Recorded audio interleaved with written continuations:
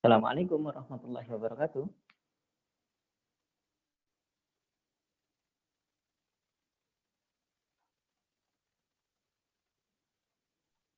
Waalaikumsalam. Oke, kakak-kakak Soli dan Soliha bisa dengar suara Ustadz ya? Iya, Oke, apa kabar nih semuanya? Baik? alhamdulillah baik Ustaz. Oke, ada Kak Nadira, ada Kak Huzaifa, ada Kak Zaid, ada Kak Fatin, ada Kak Rahmana Sita, Kak Faruk, Kak Fikri dan Fadli. Nah, ini jadi Ustadz pakai dua device hari ini. Tolong kepada operator Bunda Rahma untuk jadiin saya dua-duanya co-host biar bisa share screen pada sore hari ini, insyaallah.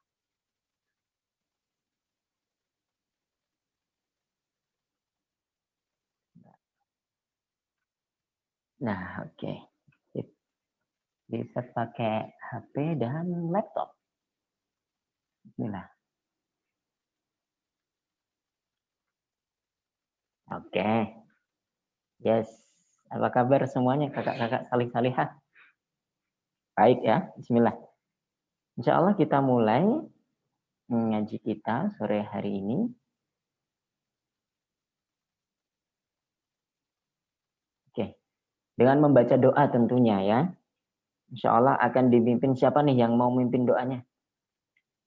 Sebelum Ustaz tunjuk siapa yang mau memberanikan diri untuk memimpin doa pada sore hari ini. Tentu dapat nilai plus nih Karo. Oh, saya Ustaz, saya berani untuk memimpin doa sore hari ini. Keren. Mana Kak Zaid berani? Baik, nggak apa-apa. Kalau Kak Faruk? Faruk mana nih gambarnya nih? Oh no, oke baik. Ustadz gitu ya kali itu Ustadz yang mimpin ya. Baik semuanya buka dulu speakernya.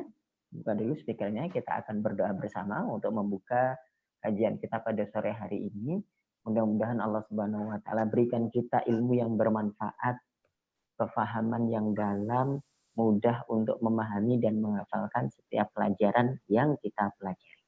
Oke? Baik, ista'iddu. Labbaik. Ya, mari kita berdoa. Wahid isnani salasah. A'udzu billahi minasyaitonir A'udzu billahi minasyaitonir rajim. Bismillahirrahmanirrahim. Bismillahirrahmanirrahim. Rabbi zidni ilma. Rabbi zidni ilman warzuqni fahma. Warzuqani fahma. Allahumma la sahla Allahumma as'alna ja'altahu sahla wa anta taj'alul hazna idza syi'ta sahla. Baik, mumtaz. Amin ya robbal alamin. Kita buka ya ngaji kita. Kita mulai. Bismillahirrahmanirrahim. Alhamdulillahi wassalatu wassalamu ala rasulillahi wa ala alihi wa ashabihi wa mawalah. Mudah-mudahan kakak saleh dan solehnya semuanya dimanapun kalian berada dalam keadaan baik, dirahmati dan selalu diberkahi oleh Allah Subhanahu wa taala. Amin. Nah, insya Allah kajian kita pada sore hari ini akan masuk di hadis arba'in yang keberapa? 6. 6. Mumtaz. Ya, kemarin terakhir pertemuan terakhir kita kemarin itu di hadis arba'in yang kelima. Insya Allah pada sore hari ini kita akan membahas lanjutan hadis arba'in yang ke-6. Mudah-mudahan tentu saja kakak-kakak juga tidak lupa pelajaran-pelajaran hadis yang pertama, 2, 3, 4, sampai 5 kemarin. Ya. Terus dimurojaah, terus diulang-ulang, jangan ditinggal begitu saja. Makanya setiap kali ngaji, Ustadz itu menganjurkan untuk kalian membuat poin-poinnya, kemudian kalian share di media sosial yang kalian punya. Nah, itu juga sebagai sarana untuk murojaah. Gitu ya. Oke, baik. Insya Allah Ustadz akan share hadis Arba'in yang ke-6.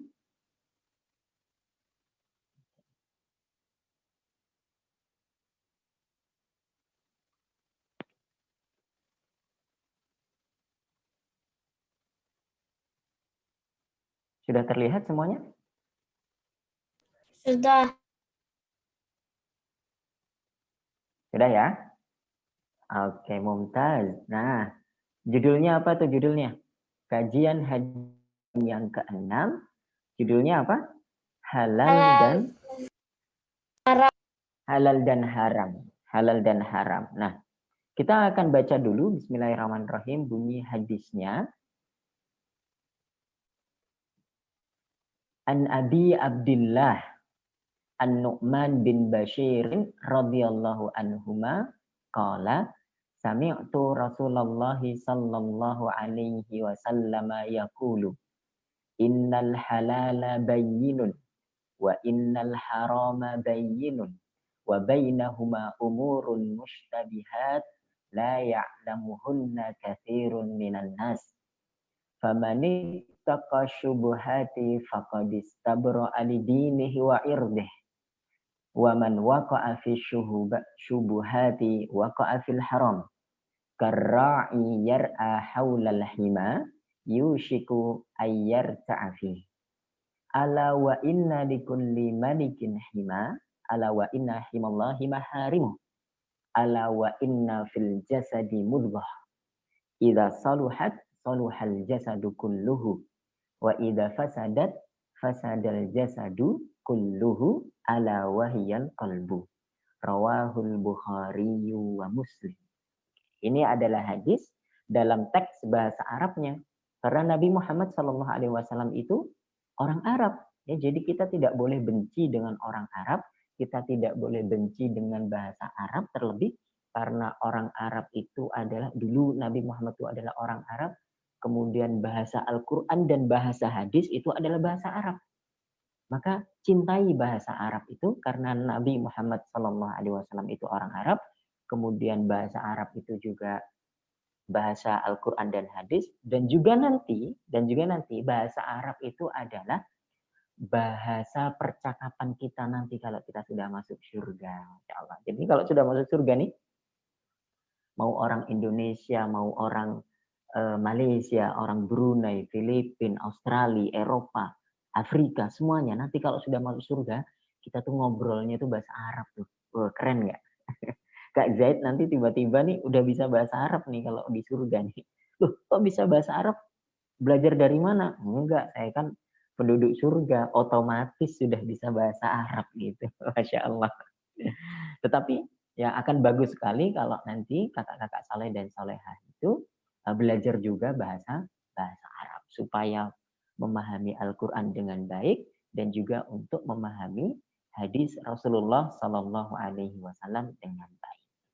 Artinya dari sahabat mulia Abu Abdullah An-Nu'man bin Bashir. Nah ini kita ada satu nama sahabat yang baru nih pada kajian Arba'in Nawawi yang ke-6 ini. An-Nu'man bin Bashir radhiyallahu anhu. Ia berkata bahwa ia mendengar Rasulullah Sallallahu Alaihi Wasallam, semuanya membaca salawat kepada Nabi Sallallahu Alaihi Wasallam, bersabda, sesungguhnya yang halal itu sudah jelas. Jadi setiap yang halal itu sudah jelas. Sebagaimana yang haram pun sudah jelas. Kakak-kakak tahu nggak yang halal itu apa? Halal itu apa sih halal? Ustadz, halal itu adalah merek makanan. Hah? Kok bisa merek makanan? Iya, setiap aku beli makanan tuh pasti ada stempelnya halal.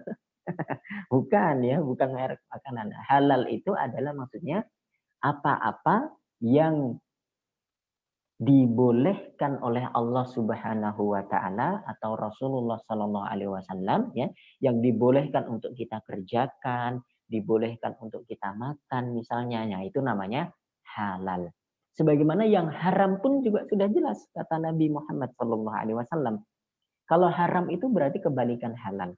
Haram itu adalah apa-apa yang kita diminta untuk menjauhinya. Apa-apa yang tidak boleh kita lakukan. apa-apa yang tidak boleh kita makan, apa-apa yang tidak boleh kita minum, itu namanya haram. Gitu ya. Nah, menariknya, kakak-kakak saleh dan salehah, di antara halal dan haram itu, oke, di antara yang halal dan haram itu ada sesuatu, ya, ada hal-hal itu yang samar-samar. Wih, ini misalnya ya, kalau halal itu adalah putih, gitu ya. Kalau haram itu adalah hitam, maka di tengah-tengahnya ini ada yang warnanya abu-abu gitu. Ada yang samar-samar. Ini enggak putih tapi juga tidak hitam gitu. Itu namanya hal-hal yang syubhat, ya. Hal-hal yang syubhat, hal-hal yang samar-samar nih, ini halal atau haram ya. Ini boleh saya makan atau tidak ya. Ini tidak banyak orang yang tahu. Tidak banyak orang yang tahu. Nah, kata Nabi Shallallahu Alaihi Wasallam, Kak Rahman Nasita angkat tangan ya. Kenapa Kak Rahman? Kak Nasita ya. Oh enggak. Oke, baik. Nah, kata Nabi Muhammad Shallallahu Alaihi Wasallam, kalau yang samar-samar ini sebaiknya kita hindari. Sebaiknya kita jauhi. Samar-samar itu maksudnya apa tadi Ustadz? Yaitu yang enggak jelas. Ini makanan ini halal apa haram ya? Kalau halal kan boleh aku makan nih. Kalau haram kan nggak boleh aku makan. Nah, kita nggak tahu tuh ini halal apa haram. Yang seperti itu lebih baik ditinggalkan. Ditinggalkan saja supaya lebih menenangkan hati kita. Karena kata Nabi, barang siapa yang terjerumus ke dalam perkara yang syubhat, barang siapa yang suka dengan makanan-makanan yang syubhat tadi itu, atau dengan hal-hal yang samar-samar itu tadi, nanti dia lambat laun, lama-kelamaan, sedikit demi sedikit, dia akan jatuh kepada perkara-perkara atau kepada hal-hal yang haram. Itu ya.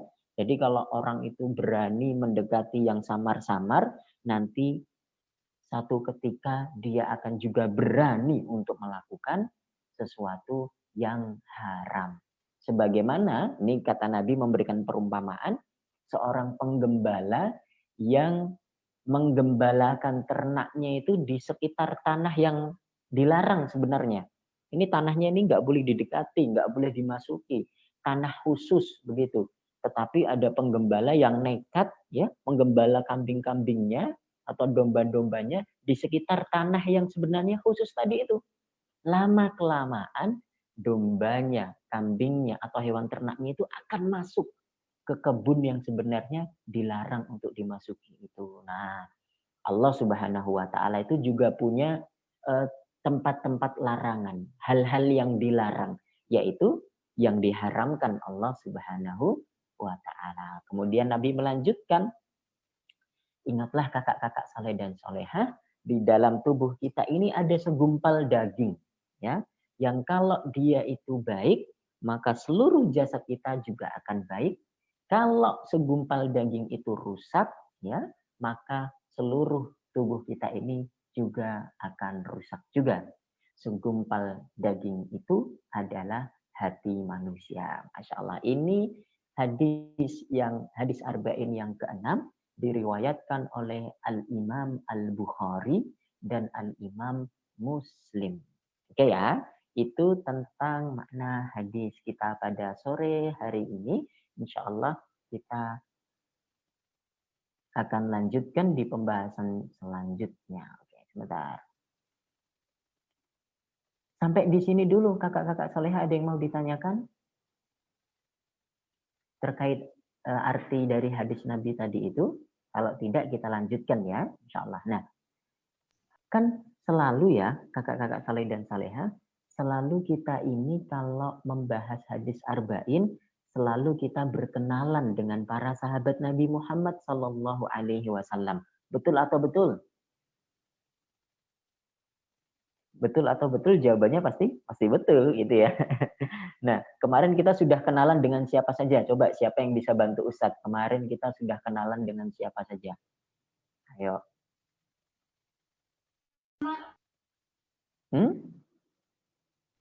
Abdullah bin Mas'ud. Abdullah bin Mas'ud. Oke, siapa lagi?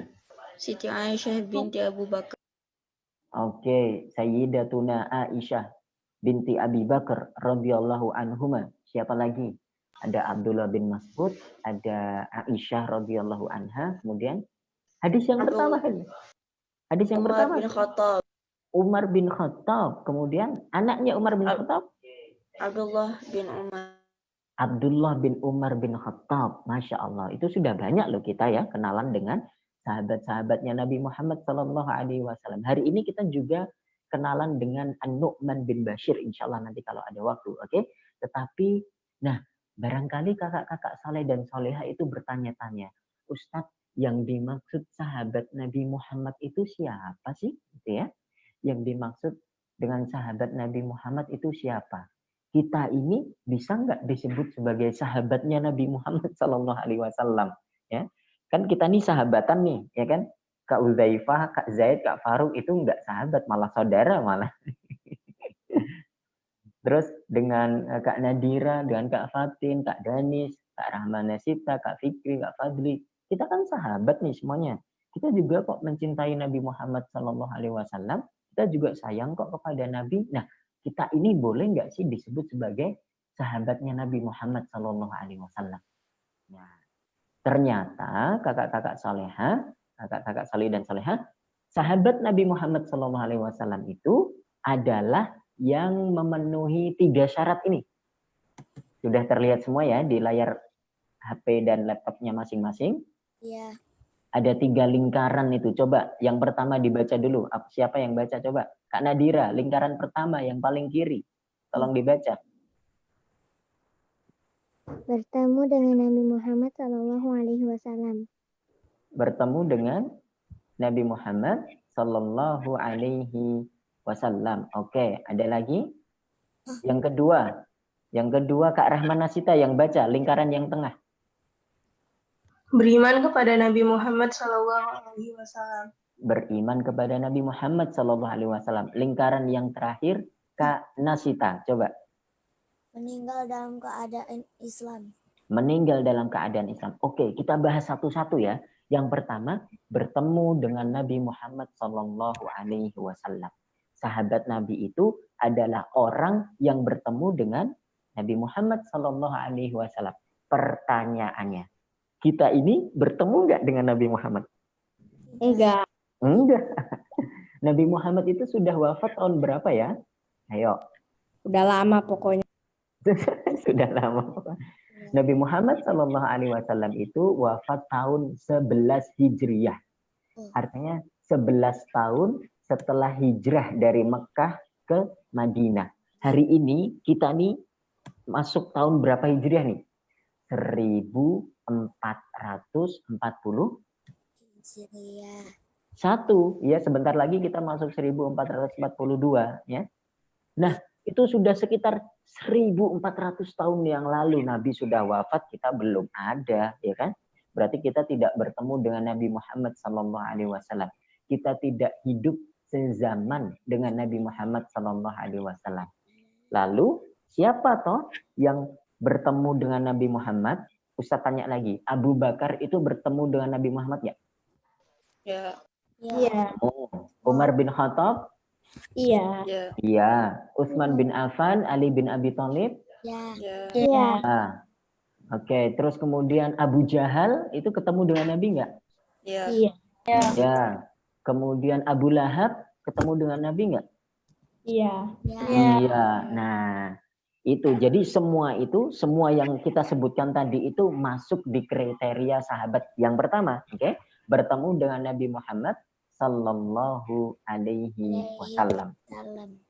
Tetapi ada syarat yang kedua yang tidak kalah penting, yaitu selain bertemu dengan Nabi, orang itu juga harus beriman kepada Nabi Muhammad Sallallahu Alaihi Wasallam. Abu Bakar itu beriman. Bahkan Abu Bakar adalah laki-laki dewasa pertama yang beriman kepada Nabi Muhammad Sallallahu Alaihi Wasallam. Kalau dari perempuan, ya perempuan pertama yang beriman kepada Nabi Muhammad adalah istri beliau, Sayyidatuna Khadijah binti Khuwailid radhiyallahu anha. Kalau dari anak kecil, ya yang pertama kali beriman kepada Nabi adalah Ali bin Abi Thalib. Ya, ketika Nabi diangkat menjadi Rasul, itu usia 40 tahun, Ali bin Abi Thalib itu masih kecil tuh. Masih anak-anak gitu, masih kecil, masih anak-anak, masih unyu-unyu gitu ya. Tetapi nanti akan menjadi sahabat yang luar biasa hebatnya Ali bin Abi Thalib. Nah, beriman kepada Nabi. Maka Ustaz tanya lagi, Abu Jahal itu beriman kepada Nabi enggak? Enggak. Abu Lahab? Enggak ya. Enggak. Mereka itu, oh Masya Allah, malah Abu Lahab itu diabadikan di dalam Al-Quran sebagai orang yang durhaka, sebagai orang yang sangat membenci Nabi Muhammad Sallallahu Alaihi Wasallam. Siapa yang ingat surat apa yang menceritakan tentang jahatnya Abu Lahab? Al-Lahab. Surat, iya bagus, surat Al-Lahab atau juga disebut sebagai surat Al-Masad. Oke ya, nah itu. Berarti Abu Jahal, Abu Lahab ini nggak masuk nih di kriteria yang kedua atau di syarat yang kedua.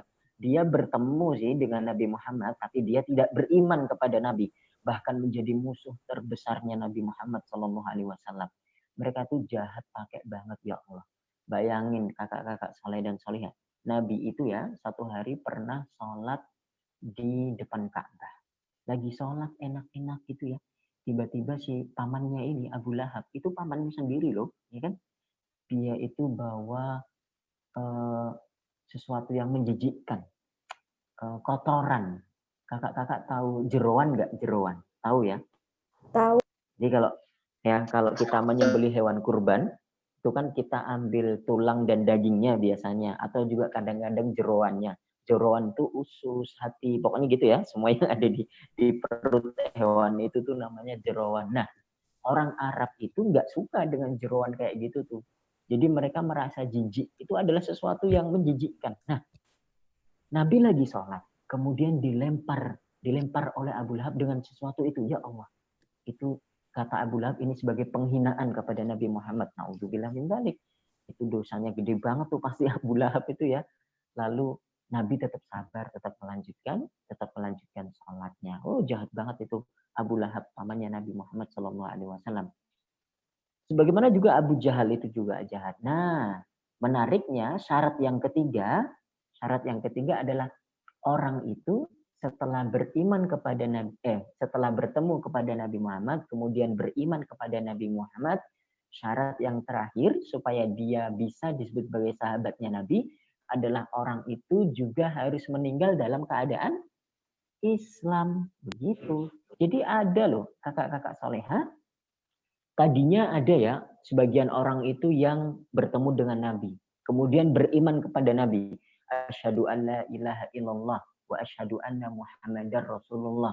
Aku bersaksi tidak ada Tuhan kecuali Allah, dan aku juga bersaksi bahwa Nabi Muhammad SAW itu adalah utusan Allah. Dia beriman, tetapi nanti hari demi hari, bulan ganti bulan, dia lama-lama keluar dari agama Islam dan meninggal dalam keadaan non-muslim. Jadi dia tadinya beriman, terus murtad, keluar dari agama Islam, kemudian meninggal. Nah, yang seperti ini tidak bisa lagi disebut sahabatnya Nabi Muhammad Sallallahu Alaihi Wasallam. Para sahabat Nabi Muhammad Sallallahu Alaihi Wasallam ini mendapat banyak pujian, bahkan dari Allah Subhanahu Wa Taala. Radhiyallahu anhum wa radu an. Kata Allah Subhanahu Wa Taala dalam surat Al-Bayyinah. Mereka itu, para sahabat itu rela dengan Allah Subhanahu Wa Taala, ridho dengan Allah Subhanahu Wa Taala, maka Allah pun juga meridhoi mereka. Allah pun meridhoi mereka. Nah, makanya kita itu ya dianjurkan tuh kalau menyebut nama sahabat itu kita juga mendoakan mereka. Misalnya Aisyah radhiyallahu anha. Kalau perempuan anha radhiyallahu anha. Kalau laki-laki misalnya Abu Bakar As-Siddiq radhiyallahu anhu. Ya, kalau untuk laki-laki anhu, kalau perempuan anha. Artinya apa Ustaz? Radhiyallahu anhu, radhiyallahu anha. Artinya semoga Allah meridhoinya, gitu ya. Ingat ya, kakak-kakak, kalau nama sahabatnya itu laki-laki, doanya radhiyallahu anhu. Oke, kalau perempuan misalnya Khadijah binti Khuwailid radhiyallahu anha kalau perempuan. Oke.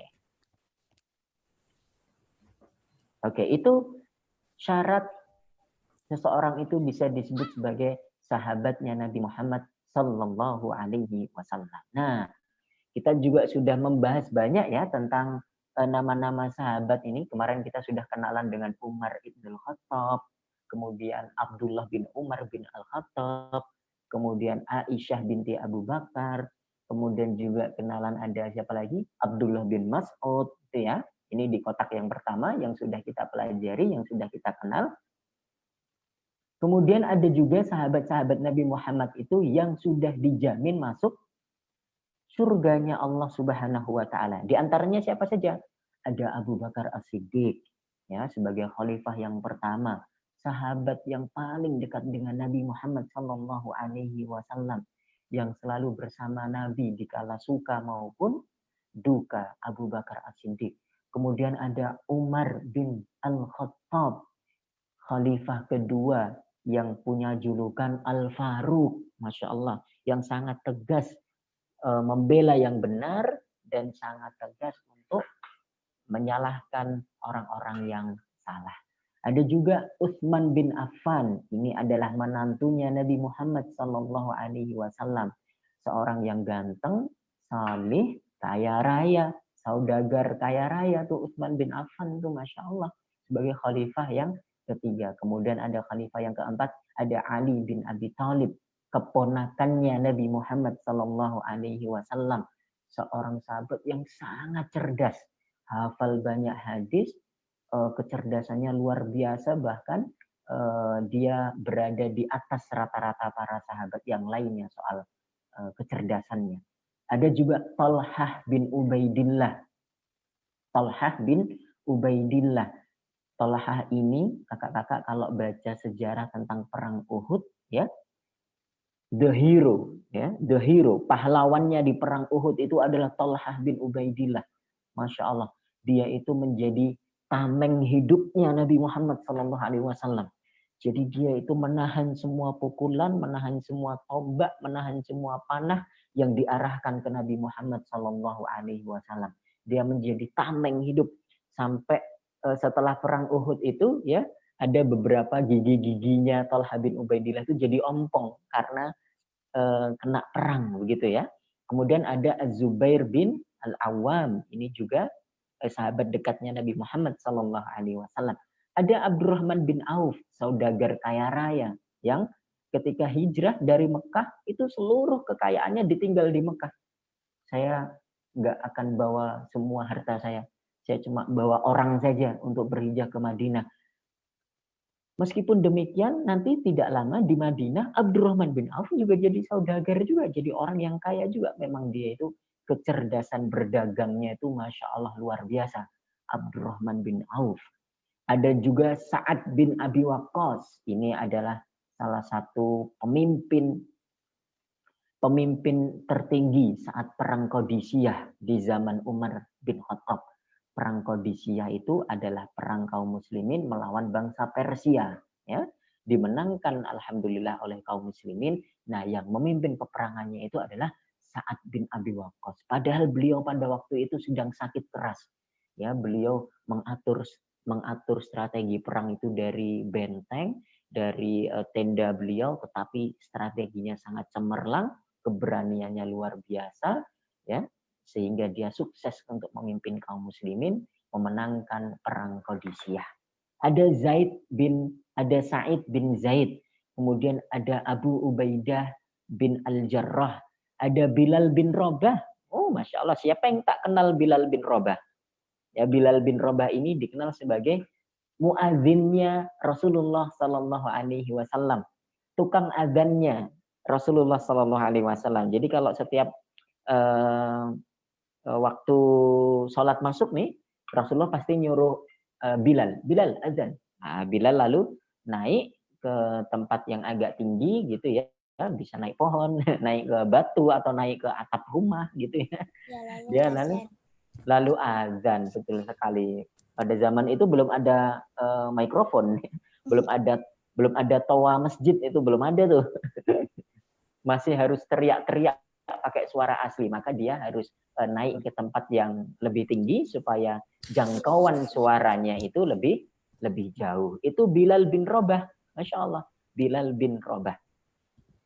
Ada juga sahabat perempuan yang dijamin masuk surga juga, yaitu istri Nabi Muhammad SAW, Sayyidatuna Ummul Mukminin Khadijah binti Khuwailid radhiyallahu anha. Ini juga termasuk sahabat perempuan yang dijamin masuk surga oleh Allah Subhanahu wa taala.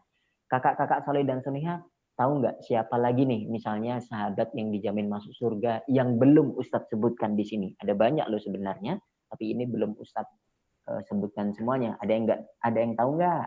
Siapa? Ayo. Keren nih kalau sampai tahu.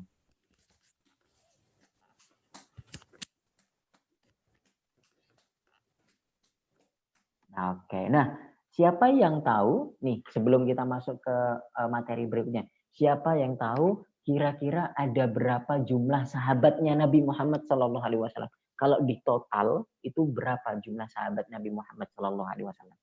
Siapa yang tahu? Banyak. Banyak. Banyak ya. Okay. Semuanya ya, bukan yang Ustadz tulis saja ini, tapi semuanya. Nah, kalau kita baca buku-buku sirah nabawi, ya, para ulama itu menyebutkan total jumlah sahabatnya Nabi Muhammad SAW itu sekitar ratusan ribu, ya, ratusan ribu sahabat Nabi Muhammad SAW.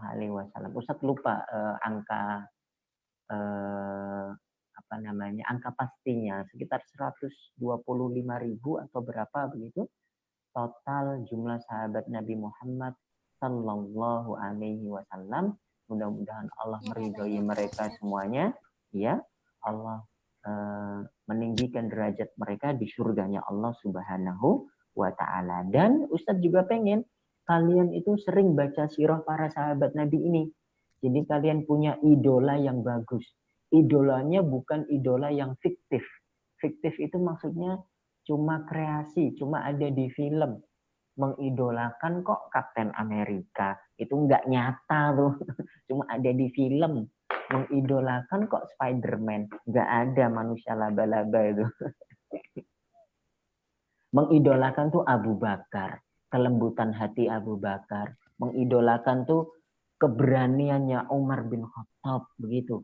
Mengidolakan tuh kedermawanannya Utsman bin Affan, ya. Mengidolakan itu kecerdasannya Ali bin Abi Thalib.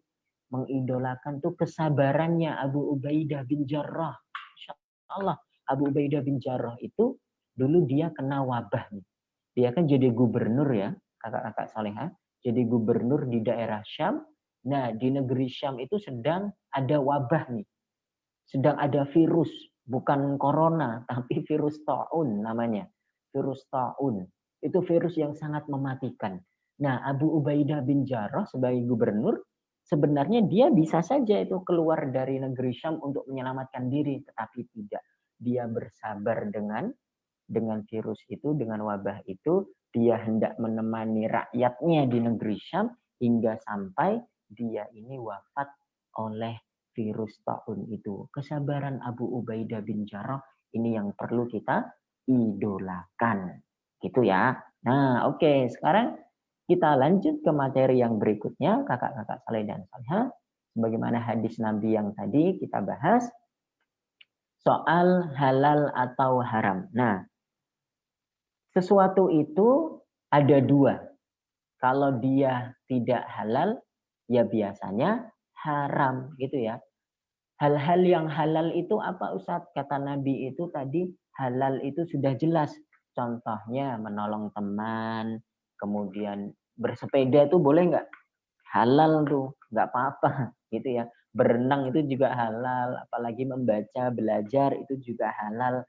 Nah kalau jenis-jenis makanan ya susu itu halal, telur itu halal, buah-buahan itu juga halal, sayur mayur itu juga halal. Coba apalagi sebutkan Makanan-makanan yang halal. Siapa yang bisa menyebutkan? Ayam. Oke, satu orang sebutkan 2 makanan yang halal ya. Daging sapi. Sapi dan? Daging ayam. Oke, ayam, sapi, apalagi? Jagung. Jagung, pintar. Terus? Apa? Kambing. Kambing. Oke. Ikan. Kentang. Kentang. Banyak ya? Yang halal banyak ya. Nah, kira-kira nih, Ustaz kalau tanya, yang halal sama yang haram tuh banyakan mana ya? Yang halal. Halal. Banyakan yang halal, betul. Itu karena Allah Subhanahu wa taala itu Maha Pemurah, Maha Penyayang dengan kita. Maka banyakan yang halal daripada yang haram. Oke, itu kalau makanan yang halal. Sekarang kita lanjut yang haram. Contoh yang haram itu apa? Yang haram itu juga sudah jelas. Mencuri itu haram, bohong itu haram, durhaka pada orang tua itu juga pekerjaan yang haram gitu ya. Kalau soal makanan, minuman, darah itu haram untuk kita konsumsi, bangkai itu juga haram juga, kemudian sesuatu yang beracun itu juga haram untuk kita konsumsi atau kita makan. Coba kakak-kakak soleh-solehah sebutkan lagi contoh-contoh makanan yang haram. Siapa yang Babi. tahu nih? Daging babi, oke, terus?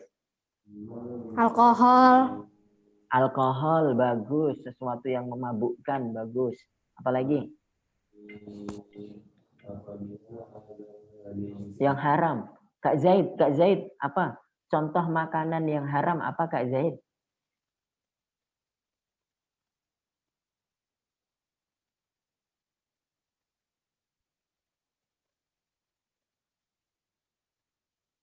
Kak Faruk, Kak Udzaifah, mana nih suaranya? Yuk, yang lain juga. Contoh makanan yang haram. Anjing. Iya, daging anjing itu juga haram. Terus apa lagi? Makanan yang menjijikkan. Makanan yang menjijikkan, iya betul sekali, Mumtaz. Ya, contoh makanan yang menjijikkan itu apa? Misalnya, atau hewan-hewan yang menjijikkan itu juga haram. Misalnya kecoa. Kemudian Siapa kecoa?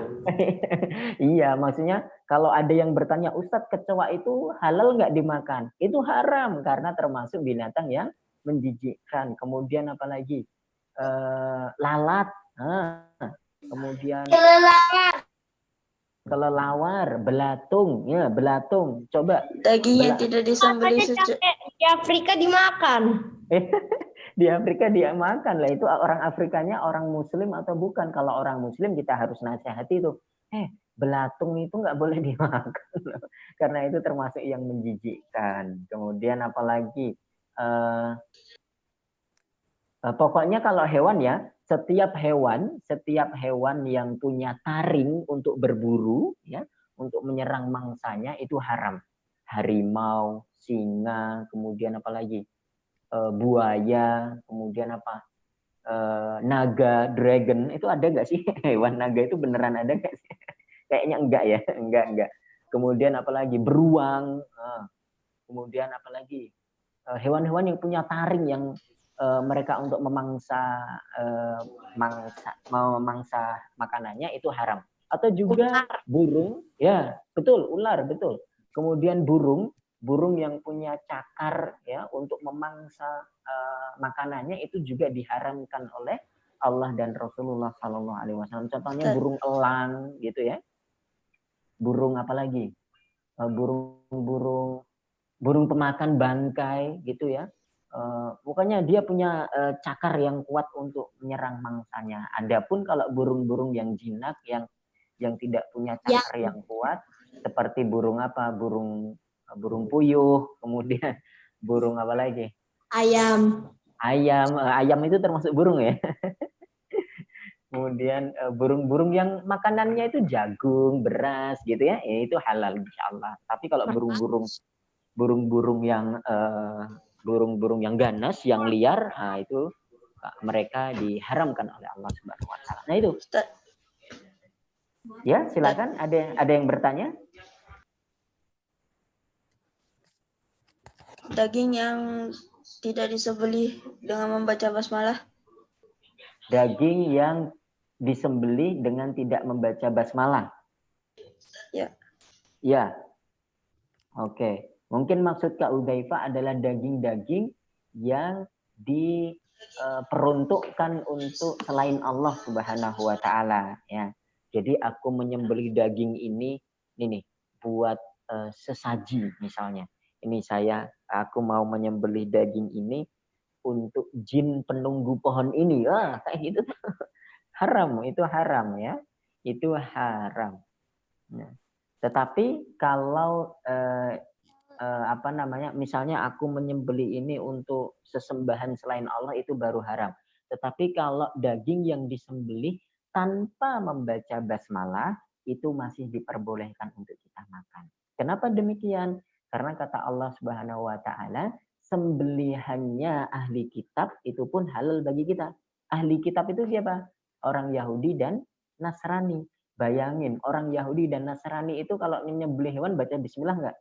Enggak, tapi toh kata Allah Subhanahu wa taala, sembelihannya mereka itu tetap halal bagi kita. Maka yang dimaksud oleh Kak Udaifa tadi itu adalah daging-daging yang disembelih untuk selain Allah Subhanahu wa taala itu yang diharamkan oleh Allah dan Rasulullah sallallahu alaihi wasallam. Oke, yang halal itu jelas, yang haram juga sudah jelas.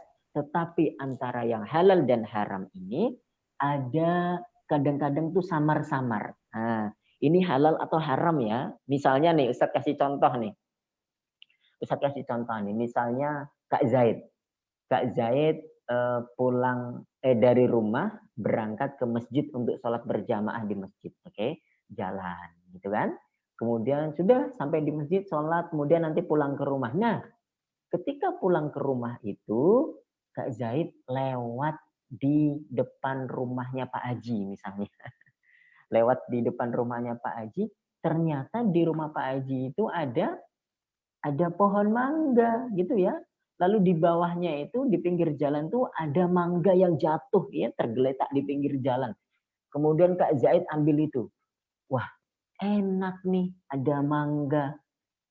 Tapi tunggu dulu. Kemudian Kak Zaid mikir, mangga ini punya siapa ya? Kira-kira halal nggak saya makan? Atau jangan-jangan ini mangga punya orang tadi jatuh ya, terus dia nggak tahu gitu ya. Sebenarnya dia cari-cariin tuh nggak ketemu gitu. Atau ini sebenarnya mangga yang jatuh dari pohon ini, dari pohonnya Pak Haji ini. Kira-kira aku makan boleh nggak ya? Nah, yang seperti itulah yang Ustadz maksud sebagai sesuatu yang samar-samar.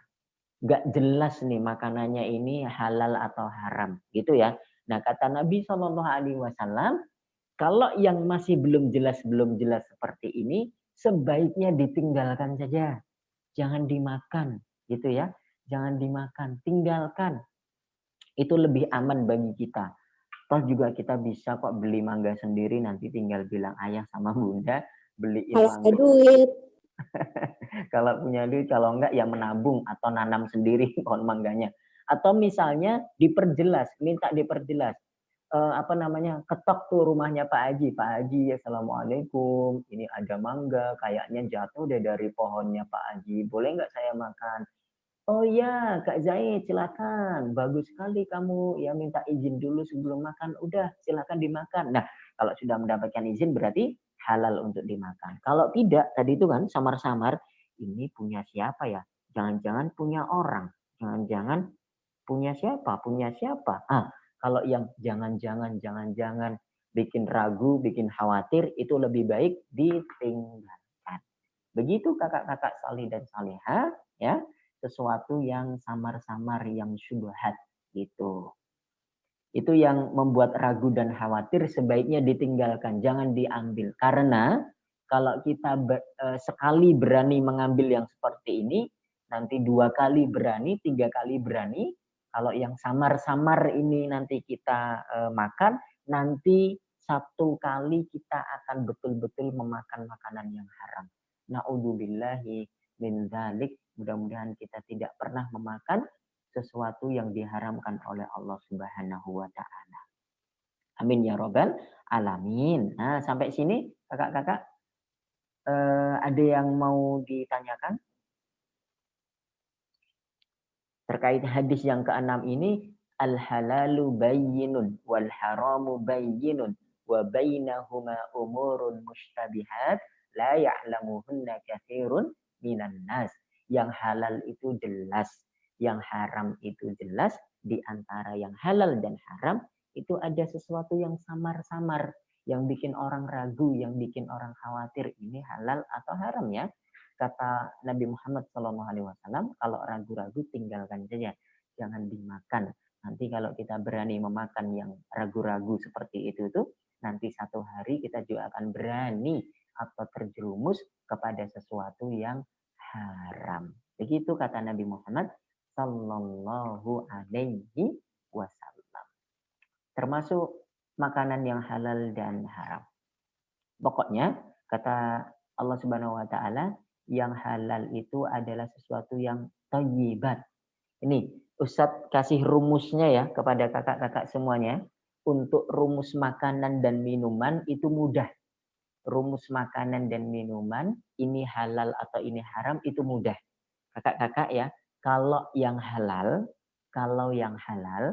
itu rumusnya adalah segala sesuatu yang baik itu dihalalkan oleh Allah Subhanahu Wa Taala. At-tayyibat ya, halalan thayyiban. Nah, Allah itu memberi menganjurkan kepada kita itu makan satu yang halal dan yang baik. Halalan thayyiban. Susu itu baik, tempe itu baik, tahu itu baik, kemudian apalagi buah-buahan, sayur-mayur itu baik, itu semuanya dihalalkan oleh Allah Subhanahu Wa Taala. Kalau makanan dan minuman yang haram itu rumusnya ada 5. Rumusnya ada 5. Kakak-kakak insya Allah dihafalkan ya ini ya. Rumus makanan atau minuman yang haram itu 5. Kalau ada salah satu dari yang 5 ini, berarti dia haram. Insya Allah. 1, dia itu termasuk yang menjijikkan. Makanan itu menjijikkan atau hewan itu menjijikkan. Itu haram. Contohnya ya tadi itu misalnya kecoa gitu ya. Hewan-hewan yang menjijikkan gitu tuh haram, atau makanan-makanan yang basi gitu, makanan yang ya pokoknya orang tuh lihat tuh apa sih gitu ya, jijik gitu, nah itu haram, diharamkan oleh Allah Subhanahu Wa Taala. Yang kedua, makanan itu membahayakan tubuh kita. Makanan itu membahayakan tubuh kita. Jadi misalnya apa? Racun itu kan kalau kita konsumsi, bisa bikin bahaya itu, ya kan? Maka racun itu haram untuk dikonsumsi. Kemudian apalagi? Misalnya yang berbahaya, rokok. Rokok itu juga membahayakan tubuh kita. Maka para ulama, mayoritas ulama mengatakan rokok itu juga haram karena dia membahayakan tubuh. Kemudian apalagi? Paku. Nah, paku. Jadi jangan, kenapa?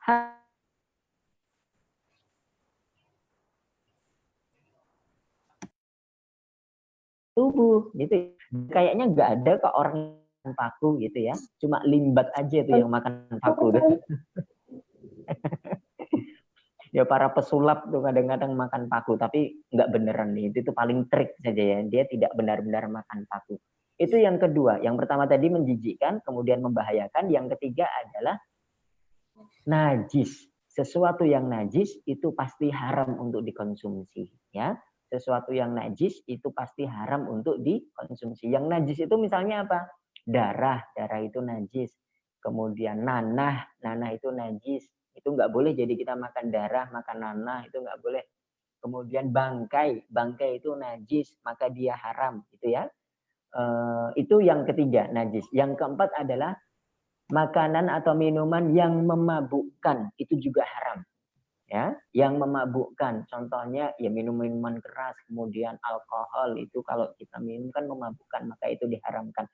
Yang kelima, ini ada makanan itu terbuat dari unsur manusia.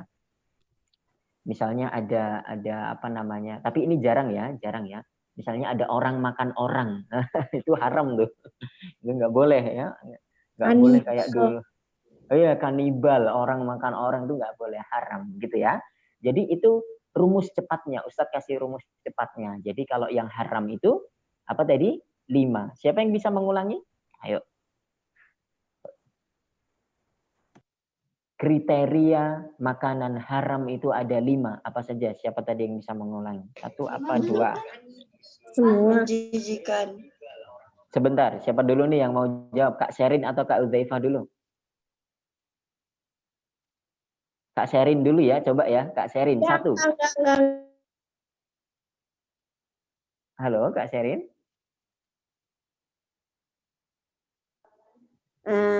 Dikit doang, tapi Iya, 1 aja, nggak apa-apa, 1. apa sih najis? Najis, oke. Najis itu yang nomor berapa? Najis itu yang nomor 3 tuh, oke.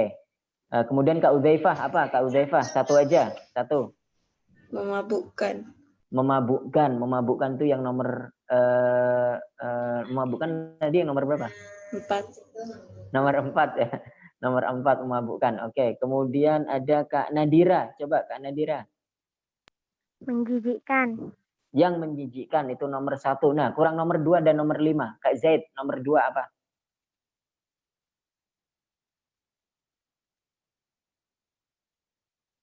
Belum terdengar suaranya Kak Zaid. Speakernya masih mati.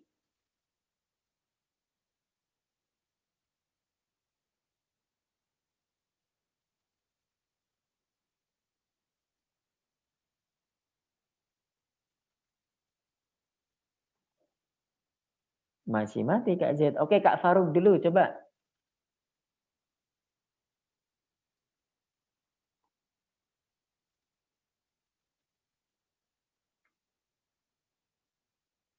Apa Kak Faruk? Suaranya belum terdengar. Ustadz belum dengar suaranya Kak Faruk ya. Kenapa ya?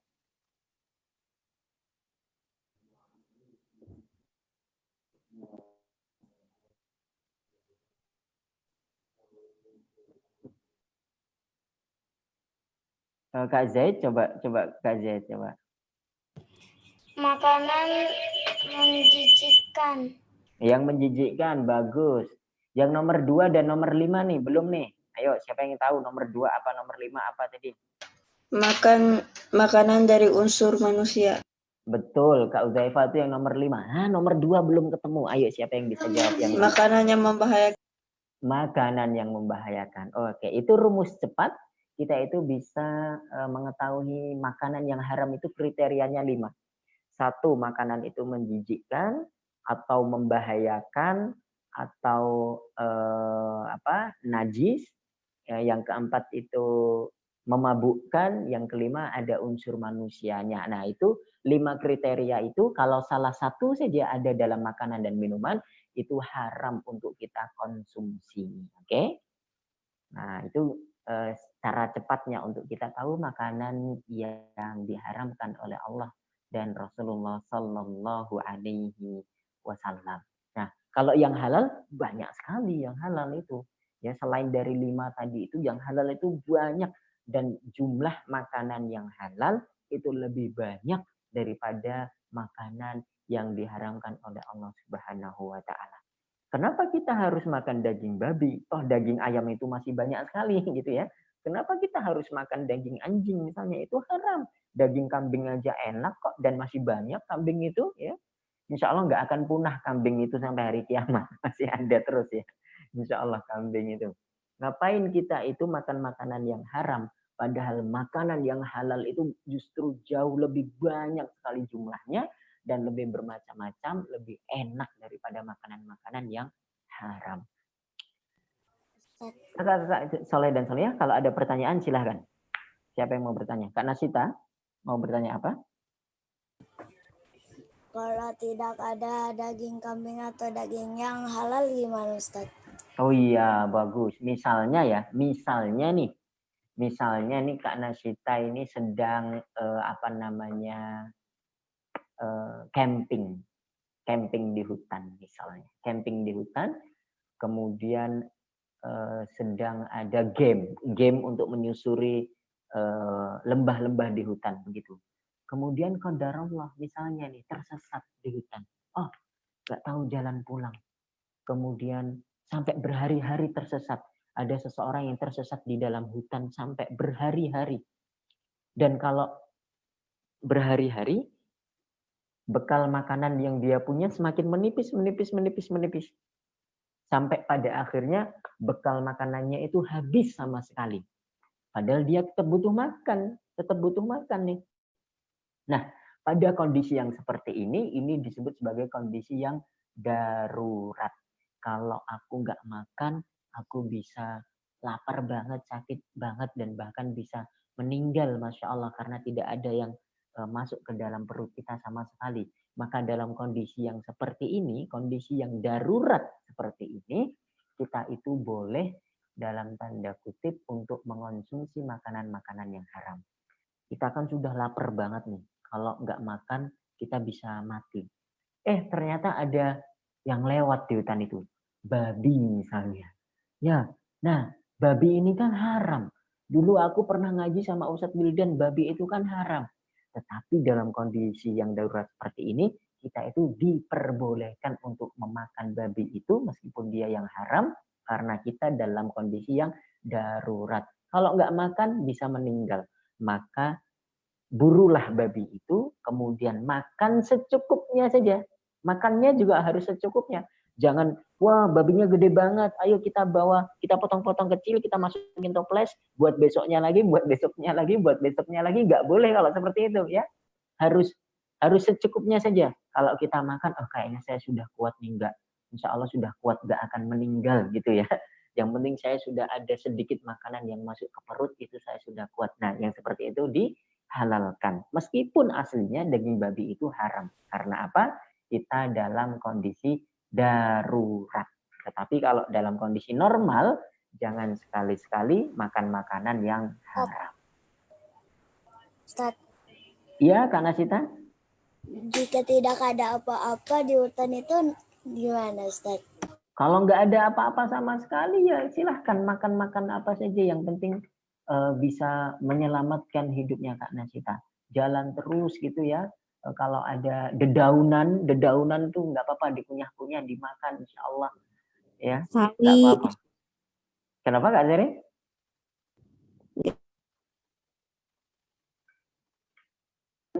Ya, pokoknya gitu. Mudah-mudahan kita tidak pernah terjebak dalam kondisi yang tidak mengenakkan seperti itu. Mudah-mudahan kita semua senantiasa dijaga oleh Allah Subhanahu wa taala. Amin ya rabbal alamin. Nah, itu sebagai contoh saja bahwa dalam keadaan darurat itu kita itu boleh memakan makanan yang haram. Ingat, dalam kondisi darurat. Misalnya kita naik perahu, kemudian perahunya itu terdampar di satu pulau. Tidak ada makanan sama sekali di pulau itu kecuali kera misalnya. Kera, adanya hewan nih, satu-satunya hewan yang ada di pulau itu kera. Kera itu pada dasarnya haram. Monyet itu haram. Tetapi kalau kita nggak makan sama sekali, ya kita berburu ikan tuh nggak dapat gitu, susah banget, nggak ada alatnya sama sekali.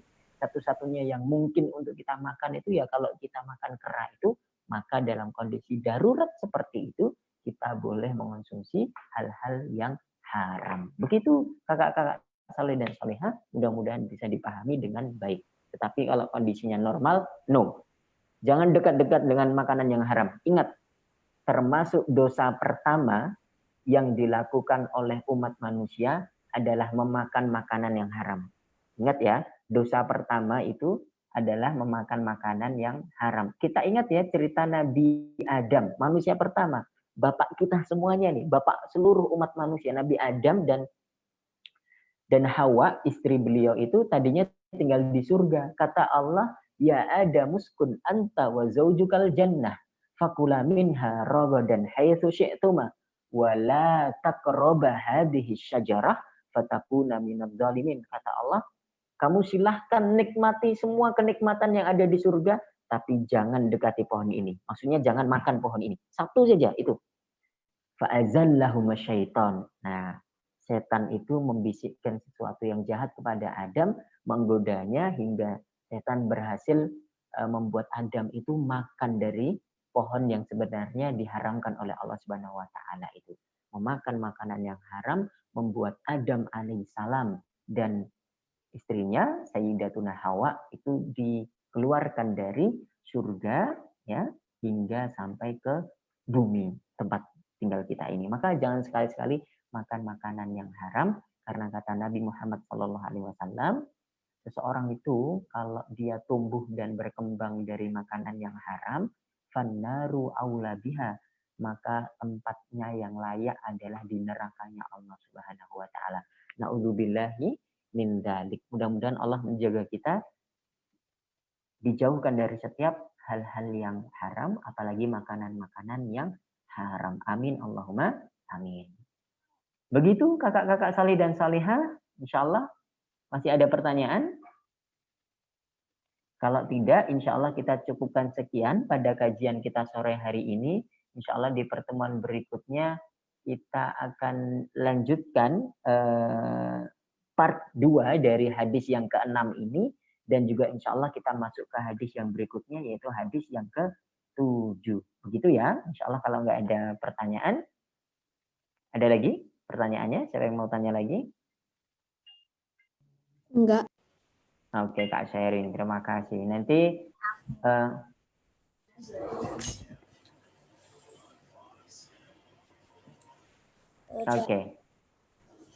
Oke, baik. Kalau tidak ada pertanyaan lagi, insya Allah kita sama-sama tutup kajian kita pada sore hari ini dengan membaca hamdalah, alhamdulillahirabbil alamin.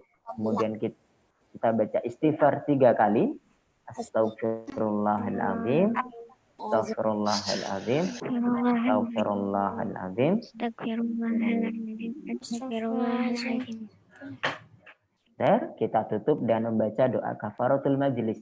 Subhanakallahumma wa bihamdika asyhadu an la ilaha illa anta astaghfiruka wa atubu ilaik. Terima kasih kakak-kakak saleh dan salihah. Terima kasih Kak Faruk, Kak Zaid, Kak Uzaifah, Kak Nasita, Kak Nashwa dan Kak Nadira. Ada Kak Fikri dan Fadli. Ada Kak Rahma Nasita. Ada Kak Hanif juga, Kak Sherin. Thank you for Kensin and Kensea. Dan juga Kak Fatin. Mudah-mudahan kita ketemu lagi. See you next time in minggu depan. Ya. Di hadis arba'in yang ke-7 insya Allah di minggu depan. Dan juga jangan lupa pelajaran kita hari ini penting banget itu kriteria halal dan haram dalam makanan. Ada 5 kriteria haram. Mudah-mudahan semuanya sudah hafal dan bisa dituliskan dan juga di-share di media sosial kalian. Oke? Ustadz terima kasih. Ustadz ucapkan jazakumullahu khairan katsiran. Mudah-mudahan kita ketemu lagi di pertemuan berikutnya. Terima kasih. Assalamualaikum warahmatullahi wabarakatuh. Waalaikumsalam warahmatullahi wabarakatuh. Assalamualaikum. Waalaikumsalam warahmatullahi wabarakatuh. Khairan Ustaz. Wa iyyakum Kak Nadira. Terima kasih. Jazakillahu khairan. Khairan Ustaz. Terima kasih Kak Zaid. Jazakallahu khairan. Terima kasih Ustaz. Sama-sama Kak Uzaifah. Jazakallah Ustaz. Terima kasih Kak Rahman Nasita. Jazakallahu khairan.